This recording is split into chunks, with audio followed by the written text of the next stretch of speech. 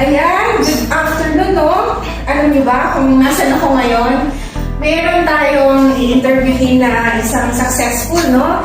Dito sa ating business. And I'm very proud of myself na talagang gusto ko siyang ma-meet. Gusto kong tanungin sa kanya yung mga tips, no? Ano ba yung naging reason niya kung bakit siya nag-join sa company na to?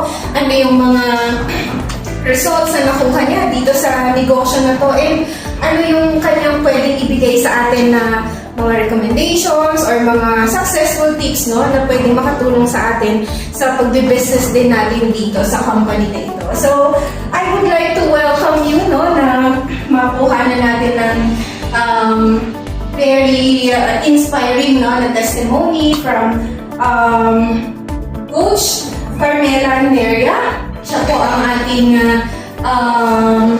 hub owner dito sa Baguio. So, Coach, thank you so much. And I'm very pleased, no, na makilala ka. And okay lang ba na magtanong ng mga ang dami ng tanong sa isip ko, no?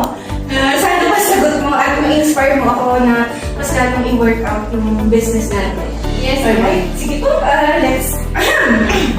Ayan guys, kabado ako, no? Pero nai-excite ako kasi bakit? Sabi nga nila, kung gusto mo maging successful, dapat mag-connect ka sa mga successful na tao at dapat ang tanong mo lagi ay paano. Alright? So guys, pakinggan natin si Coach Carmela. And my first question will be, yes, kamusta po kayo? Ayan, so thank you Ma'am Jessa, no, for giving the chance, no, and your time, your effort para lang makabisita naman dito. Siyempre from Cavite ka pa, Bulan to Baguio, di ba ilang oras yung biyahe, kaya much appreciated yun Ma'am Jessa, no. And siyempre, natutuwa rin ako makilala kayo, no. Kita ko yung abilis ng growth nyo talaga. So, mas na-inspire nga ako sa inyo dahil sa kasipagan nyo, everyday hataw, di ba? So, I'm happy naman, no, to meet a lot of people also. And I'm also happy sa mga na-achieve din natin, no, with our business.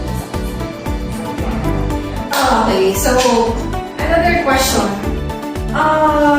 Ilang taon na po kayo dito sa business natin? And nakita ko po ang ganda ng office nyo. And what inspires you to have sa Baguio? Okay, so actually I've been doing this business for about 5 years na rin. So, I've decided, actually nung first kasi,